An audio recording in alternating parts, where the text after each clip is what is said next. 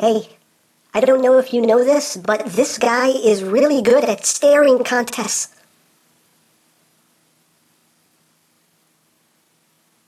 He will never blink! It's crazy! Boo! Boo! Boo! Boo! Dang it!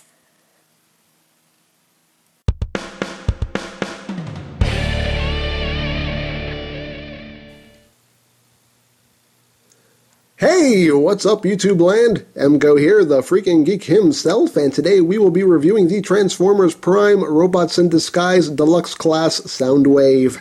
So here we are, and there he is, and first and foremost, as always, we'll take a quick look at the packaging. So here it is, his name is Soundwave. Soundwave. Soundwave. Obligatory Soundwave, and the bio if you want to read it. And, of course, look for your favorite robots on Transformers Prime! Woo! And that's pretty much it for that. So, moving right along.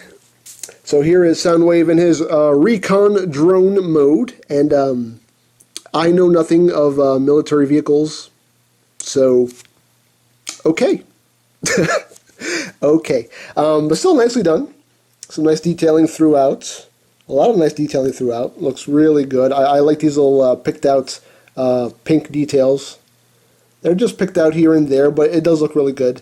One funny thing is, due to the transformation, it actually does have a mouth. It has a mouth. And I have already seen this repainted as Skylynx. Somebody customed a Skylynx out of this figure, and it works. This actually works as Skylynx. It looked really good. But yeah, he does. He has a mouth. It's weird. But yeah, nicely done. Turn it on the underside. You can pretty much blatantly see what's what. Legs, arms, torso. I mean, you can plainly see Soundwave under here. But still, it's nicely done. And underneath here, if you just fold this down and pull this out, you have little Laserbeak right here, and it's not bad. Some nice detailing throughout. He does have some articulation. The wings can go up and down. They can move backwards, but yeah, not a lot to it. But you can take it. There's a port right there. You can take it and plug Laserbeak on top of the recon drone if you want that effect. Or if not, you can just take it and leave it right where it was. Totally up to you how you want to display your Laserbeaks.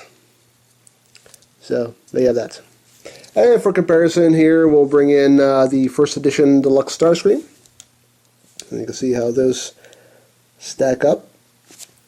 And just for a more general size comparison, here he is with the Seeker mold.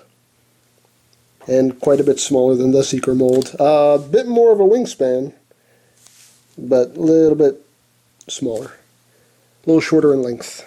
But yeah, and he does have a little landing gear right here. It flips out. You can just take that and just fold that in.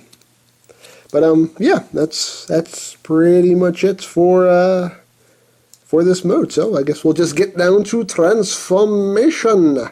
So the first thing you want to do is you want to take the wings, just untab them like that. Let's bring the camera up. And you're going to take these little sections here and bring them up. They will snap into place right there. These will be your shoulders. You want to take these pieces right here and fold them up like that. Then you're going to take the wings and just fold them in like that, and then bring them down. Then you're going to take this piece of the wing here, untab it, and then it's on a double hinge right here, and just want to take it, bring it back, and there you have an arm. And second verse, same as the first. Untab that, bring it back. There you have his other arm. And now we'll get down to the legs. Just want to split the legs like that. You're going to take this piece right here. You're going to bring this up, and you'll see here there's a little notch right here that this piece is going to stop right behind, and that keeps it locked in place. This piece right here you're going to fold back, and as you can see here, this piece right here is going to fit into this notch right here. Just like that. So all that can sit flush. Then you're going to bring this piece back, and that'll be the heel. And then you can bring the foot down, like that. And then you're going to take the leg here. You're just going to bring this part of the leg forward, and then bring it back. And that'll give him the chicken legs, like so. And then you can adjust his kneecap, like that. And you can see here, just for transformation, it does have a hinge right here. And you're just going to take it and just straighten it out like that, and that straightens out his thigh. And of course, second verse, again, much like the first. Bring this part up, bring this up. Make sure that goes right into that slot, like that. Bring the heel back, bring the foot down, and then bring that forward, and then bring the whole thing back. Fix this kneecap. Straighten out that thigh. And there you have his legs. And then last but not least, you're going to take this whole back piece right here, bring it back, and the head will automatically flip up, just like that. Then you're going to take this section here, flip it in, and then flip this whole panel back up. And that is it, people. Oh, he does have a little a joint right here at his waist. You just want to take it and just bring it down, and that hunches him forward a little bit. So it is a bit more show accurate, because he is kind of hunched over on the show. And there it is. There is Soundwave in robot mode, and he looks freaking cool. I really do like the way this figure came out.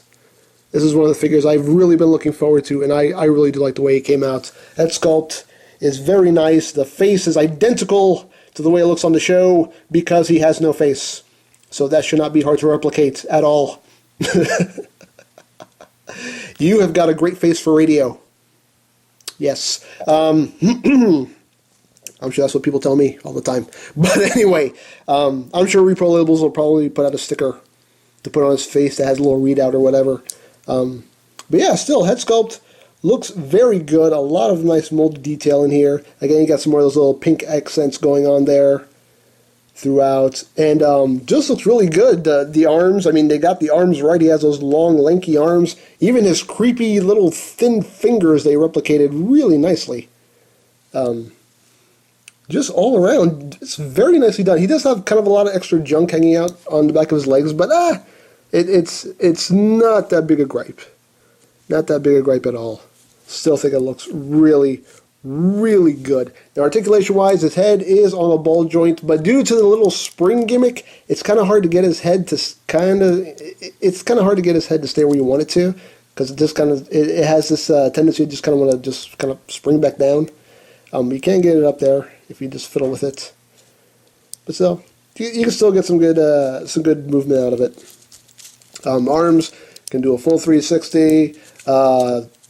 You can get some in and out movement that way via this hinge right here. You do have basically two elbow joints. You have this joint right here, which is on a ball joint, so you get a little freedom of movement here. You do get a bicep swivel, and you also get this joint here. So there's a lot of movement in the arms, and I guess you got some forearm movements. Sure, why not? You do have a waist joint, and again, you do kind of have that. You have that joint right here, which is just kind of, I guess it is an ab crunch. It is an ab crunch. Hips are on a ball joint. You do get thigh swivel. The knees, little limited, verbal fart. Sorry, a little verbal fart there. The legs have limited articulation. That's what I was trying to say before my mouth farted.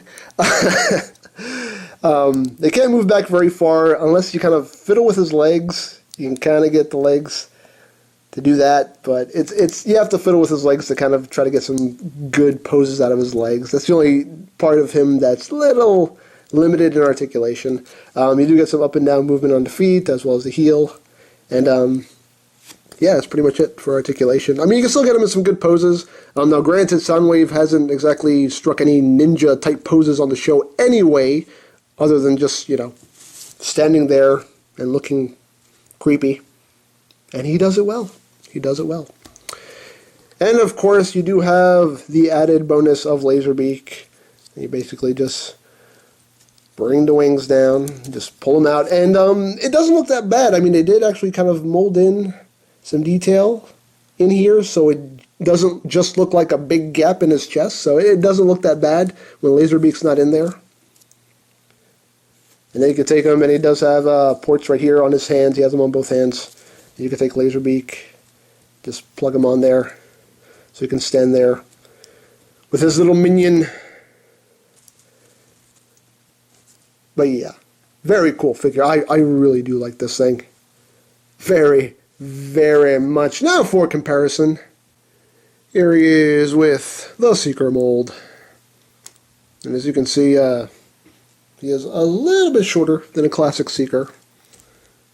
And, stand man. And here he is with first edition Starscream. You can see he's quite a bit shorter than Starscream. But they still look good together. They still look good together, yes.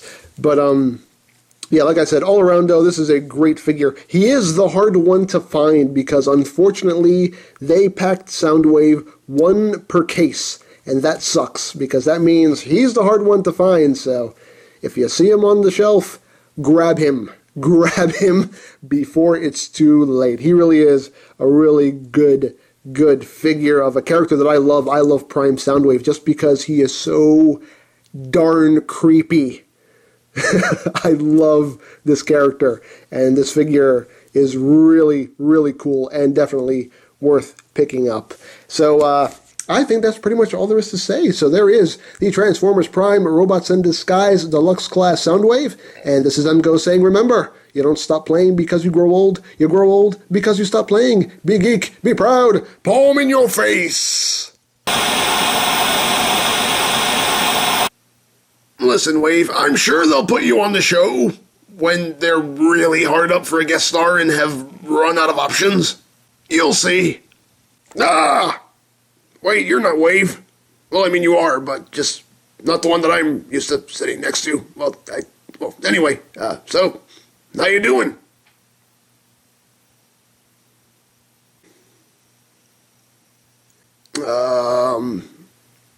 Read any good books lately?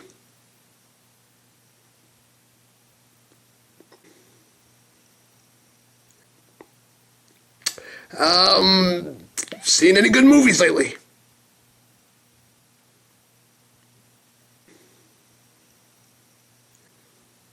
Do you pay those little guys in your chest?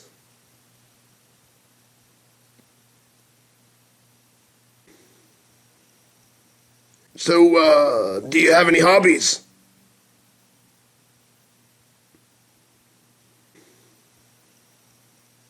What's your standpoint on this year's elections?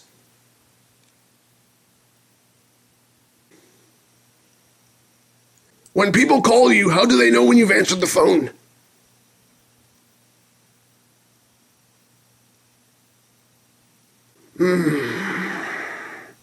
At least the annoying yellow one beeps.